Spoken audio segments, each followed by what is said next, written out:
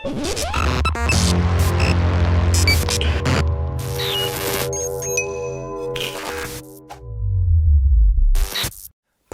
Welcome back to the channel, Dan Who Reviews. My name is Dan W. Make sure you're following me on Instagram. Today our Marvel Legends reviews continue with this Thor Ragnarok movie wave. Obviously it's the Hulk builder figure, and in front of me we seem to have another Thor. Different logo, it's not the movie logo. This is a comic figure and it says the Mighty Thor with the hammer through the H, if you see that.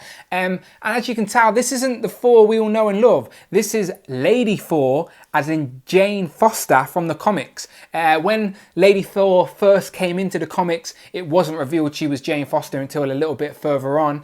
But I know her personally from the all new, all different Avengers lineup, as that's what she was in recently. I didn't read the comic where she turned into Thor.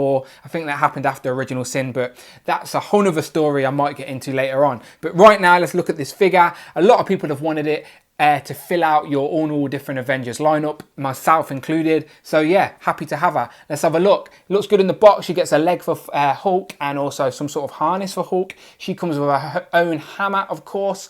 Obviously, we get a picture of her on the side of the box, which looks pretty good. Another picture on the back, a little write-up, and as always, a list of all the figures in this wave you need to complete the Hulk Build-A-Figure. Today, we're reviewing Lady Thor.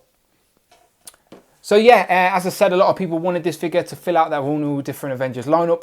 This figure also comes in the box set, the San Diego Thor Ragnarok box set with all the comic figures, but I think this has different paint deco. I don't have that box set, so I can't compare them, but I shall open this and have a look at this. Pow, so here she is out of the box, and first impressions is, yeah, she's all right. I'm not a massive fan of, as I said, Lady Thor myself, but the figure looks nice, and as I said, I needed her to fill out my all new different Avengers lineup, so yeah, happy to have her nevertheless. Her cape was a little bit annoying. It's got a peg on the back of the figure, and you sort of have to lift up her hair to peg in the cape. I really hope that Marvel one day do cloth capes, because they just, with a little bit of wire at the bottom, because they do look really good and dynamic. These plastic ones just sort of make the figures off balance, so she is a little bit of a pain to get to stand up. She holds her hammer quite well, though. She can only hold it in that hand. That's a closed fist. But yeah, the head sculpt's all right. The hair is okay coming out from under that helmet. The deco seems fine. Yeah, it's an okay figure. If you're a fan of this character, I'm sure you'll be a fan of this figure. As I said, she comes with a hammer. In regards to other accessories, she comes with these two parts for the Build-A-Figure Hulk. This seems to be the harness, and this is one of his legs. So yeah, stay tuned to the end of my reviews for this wave, as I will be reviewing the Hulk last. And I hope I haven't broke this already. Oh no, there's a peg. It's all good. It's all good. Right, yeah, so stay tuned until the end. Not the end, but you know what I mean. Stay tuned, subscribe to the channel. I will be reviewing the Gladiator Hulk. But back to Lady Foster. Lady Foster? Lady Thor. Very confusing. As I said, when she was first revealed in the comics, as Thor was turned into a girl, a lot of people thought, well, including myself, thought they turned the original Odin's son into a female. But thankfully, Odin's son is a character all in itself, and Thor seems to be a title that anyone can sort of take on if you are worthy of lifting the hammer. Don't ask me to pronounce the hammer's name. I don't know, and I guarantee I'll get it wrong. So yeah, as I said, without the cape, this is like a skirt separate piece, but I think it's a new mould in regards to the rest of it. I think Hasbro have even said that it's a new mould. I can't recognise it from any other female. Ooh, no, the feet got some sort of ankle sort of things on it, but there's still lots of articulation on the feet. Unfortunately, no double jointed elbows for women, but the hands and whatnot do go. See, that's quite good motion, isn't it, for the arm? More than 90, goes down to the side quite well. Just a shame there's no double elbows, but it still goes quite good, to be fair, the articulation. As I said, the only thing that's a pain in the ass is the cape's rock solid, and you have to sort of lift up her hair, plug it in, and then pose her and try and get the balance. But I guess that's all part of the game of posing action figures. So yeah, not a lot really I want to say. It's just, it is what it is. If you want this figure, you want to like this character, then get this figure. They've done a good job. I don't have the version from the box set to compare her to, but she looks all right. So yeah, I'll zoom in, have a closer look. So as I mentioned already, I do like the head sculpt. I do like the bright red lipstick. The eyes are just sort of black with a white dot. Her hair comes from underneath the helmet. And yeah, she looks all right, to be fair. Again, this keeps coming off, doing my head in, but there you can see the peg and the hole. You know what to do there, people. I'm not going to make any innuendos about that one. But yeah, that's the figure. Decent paintwork, to be fair. Simple, but it's a cartoon-based figure, so I expect it to be quite flat. But the hammer accessory is quite good. I think it's exactly the same hammer that we've had with previous Thor figures. Nothing new there. But yeah, she's all right.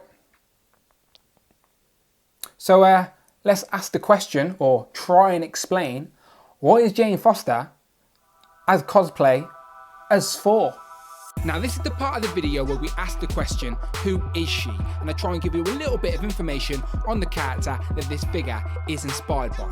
So, Thor, who is she? Now spoiler alert, this version of Thor is actually Jane Foster. Now Jane Foster first appeared in the comics in Journey into Mystery 84 way back in September of 1962, but I'm going to focus on why and how is she the new Thor. Her first appearance as the new Thor was in Thor Volume 4 Number 1 in October of 2014, and at first the identity of the new Thor was a mystery.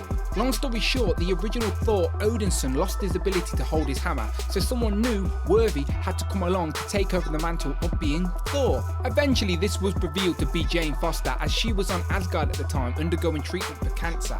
Now obviously the story gets a lot more complicated than that, but that's just the gist of it. She now continues to be Thor in the 616 universe and was even a part of the all-new, all-different Avengers lineup.